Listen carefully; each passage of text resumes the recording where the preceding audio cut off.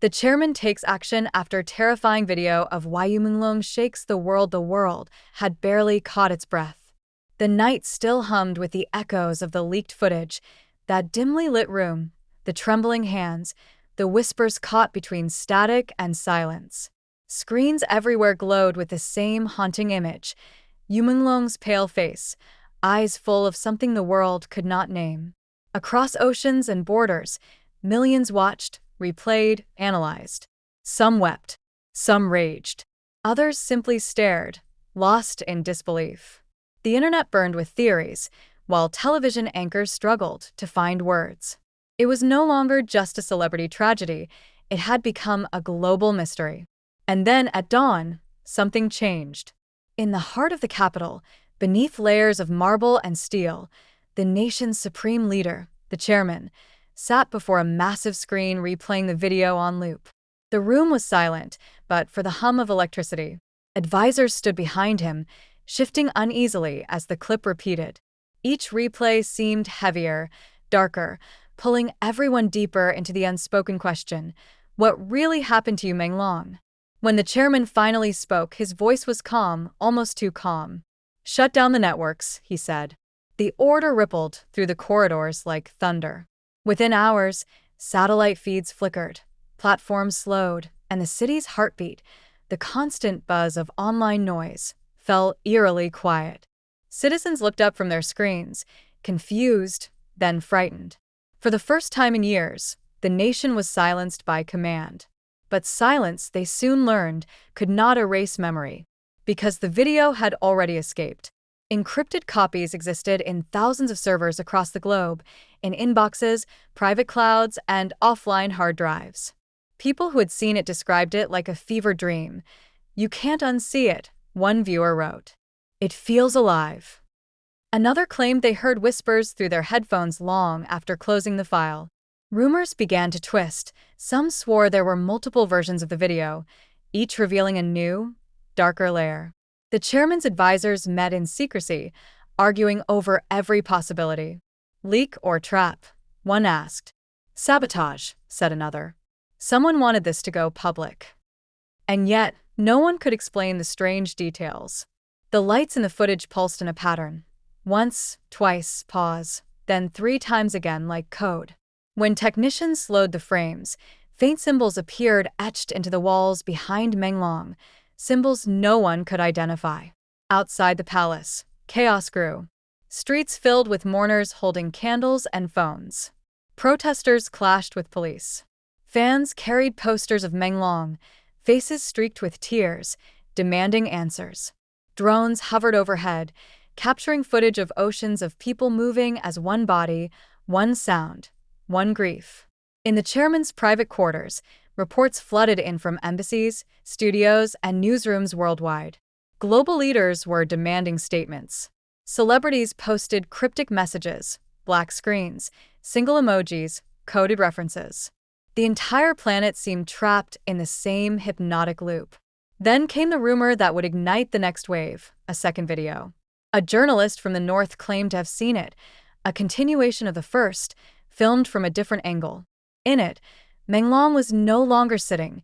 He was standing, surrounded by blurred figures whose faces were hidden behind white masks. The journalist's message spread before disappearing hours later. Some said she had been arrested. Others said she had vanished altogether. The chairman's frustration turned to fury. He summoned the Minister of Culture, the head of security, and the chief of communications. "This is not art," he said, his tone cutting the air like a blade. "This is a message." The lights dimmed. A long silence followed. Then, almost whispering, he added, "Find who sent it before the world decides it was us." Investigations began overnight. Files were seized, production companies interrogated, and servers wiped. But every attempt to erase the story only made it spread faster. Underground groups began circulating old interviews of Menglong, where his smiles now looked forced, his words double-edged. In one clip, he had laughed softly and said, "The stage is a cage, but sometimes the bird learns to sing even when the door is locked." That line resurfaced everywhere. On posters, graffiti, hashtags. It became the anthem of a digital rebellion. Meanwhile, strange reports began surfacing from inside the capital. Lights flickering across government buildings. Power outages during key briefings.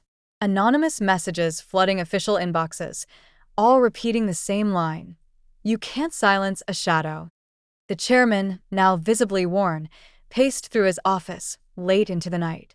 Screens surrounded him, some showing street protests, others showing news anchors begging for calm. On one, the original video replayed again. He paused, leaning closer. In that moment, he saw it, something no one else had noticed. In the final frame, as the camera trembled, Menglong looked directly into the lens. His lips parted as if to speak, and for a fraction of a second, his eyes glimmered with something not of fear, but of warning. Behind him, faintly, a shadow moved toward the light, and the screen cut to black. That detail haunted the chairman. Sleep became impossible. He ordered specialists, psychologists, and engineers to analyze every millisecond of footage. Some said the shadow was a person. Others insisted it was a glitch. A few whispered that it looked almost the chairman's shadow. The investigation begins. Rain swept across the capital in long silver threads, washing neon reflections off the wet streets. The city had not slept since the night the second video surfaced. The chairman's order to cut the networks had failed. Every blackout was followed by a brighter blaze of screens. Every attempt to quiet the crowds only fed them more sound. Inside the great hall, curtains drawn tight, the chairman sat alone. The air smelled of dust and machine oil. 12 monitors surrounded him, each replaying the viral clip from a different source. Some were low-resolution copies from foreign sites, others high-definition versions captured before the shutdown. Every frame seemed to breathe. Every flicker of light looked alive. He whispered to no one in particular. Who filmed this? A guard shifted by the door, but didn't answer. The chairman's voice carried the exhaustion of a man whose control was slipping through invisible cracks. He reached for a remote, froze the footage at the exact second Menglong's eyes lifted toward the lens. That look, half warning, half plea, cut through him like a blade. Outside, thunder rolled again. With each flash of lightning, the room lit up, and in those moments he thought he saw shapes in the reflection of the screen. Tall, thin silhouettes moving behind Menglong, like echoes of unfinished stories. By morning, a task force had been formed. They called themselves Project Silence. Their mission: trace the origin of the footage. Data scientists, filmmakers, and intelligence officers worked in a sealed underground chamber humming with fluorescent light. On their monitors, timelines branched like roots of an old tree, file uploads, IP addresses, digital fingerprints. Hours passed. One analyst leaned closer to her screen, frowning. "Sir, look at this pattern," she said. The footage's metadata carried coordinates that changed with each viewing, as if the file itself were alive, relocating through the network. The chairman leaned in. "It's moving?" "Yes," she whispered. "It moves every time someone presses play." That discovery rippled across the room. The video wasn't just a leak, it was behaving like a message with its own will.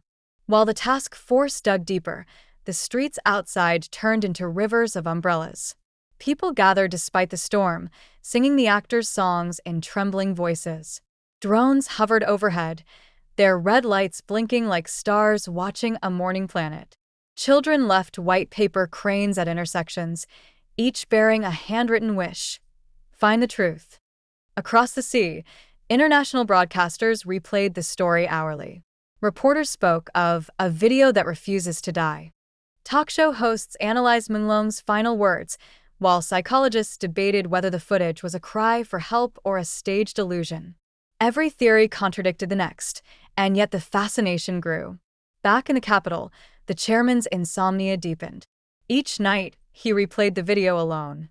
Once, he thought he heard something new, a whisper hidden beneath the static, softer than breath. He replayed that section again and again until he could make out the words, "You can't bury the light." He stared at the frozen image, his own reflection caught beside Menglong's. For a fleeting second, the two seemed to merge, two men trapped by systems larger than themselves. The next day, he summoned the head of Project Silence. "I want the raw footage," he said. The head hesitated. "Sir, it's corrupted. Anyone who tries to open it sees things." "What things?" The man's eyes darted away. Faces. Words that weren't in the original. It's as if the file records the viewer's fear. The chairman ordered him to bring it anyway. That evening, he sat before the largest screen in the room. The file opened, static first, then clarity. The familiar image appeared, Menglong seated under the cold light, his hands trembling. But now, behind him, the chairman saw movement, the faint outline of a door slowly opening. A silhouette stepped forward, tall and deliberate. The figure's face remained hidden, but its shadows stretched across the floor until it touched the actor's feet. Then the sound came, a heartbeat, slow and heavy, echoing like thunder in the walls. The chairman's chest tightened. He reached for the remote, but the button wouldn't respond. The video continued on its own. Menglong lifted his head. Once more. "If you see this," he whispered, "the truth is already inside you." The screen went black. A minute passed before the lights in the hall flickered back on. The chairman's reflection stared back at him, pale and shaken. He turned toward the guard. "Did you hear that?" "Hear what, sir?" No sound had played in the guard's headset. The chairman said nothing more. That night, a new rumor surfaced online. A mysterious update to the video appeared everywhere at once. Some viewers claimed the actor now blinked 3 times before speaking, as if signaling something new. Others swore his mouth moved silently at the end, forming a single unheard word. The chairman called his aides again, voice trembling between command and disbelief. "It's rewriting itself," he said. "We're not watching the video. The video is watching us." In the following days, strange things began happening across the city. Streetlights flickered in synchrony with the heartbeat heard in the footage. Billboards malfunctioned, displaying frozen frames of Menglong's eyes. The phenomenon spread internationally. Airports, stadium screens, even classroom projectors flickered with his face for fractions of a second. Global panic followed, but so did awe. Some called it a digital haunting. Others called it art beyond human reach. Conspiracy theorists declared that Menglong had found a way to live through light itself. Through it all, the chairman withdrew from public view. In the silence of his chamber, he watched the world he once controlled dissolve into reflection. He realized the more he fought the image, the more powerful it became. The only way to stop it was to understand it. He leaned back, whispering to the empty room. Maybe he never fell. Outside, the rain stopped. Clouds broke open, revealing the first dawn in weeks. The city glowed under pale sunlight. On every surviving screen, the final frame of the video appeared one last time. Yu Menglong, standing now, no longer trembling, surrounded by light instead of shadow. No one knew who uploaded that version. Some said it appeared automatically. Others believed it was the video's way of ending itself. For the first time, the chairman smiled, a small, uncertain smile that belonged to a man who had finally understood that power could not compete with memory.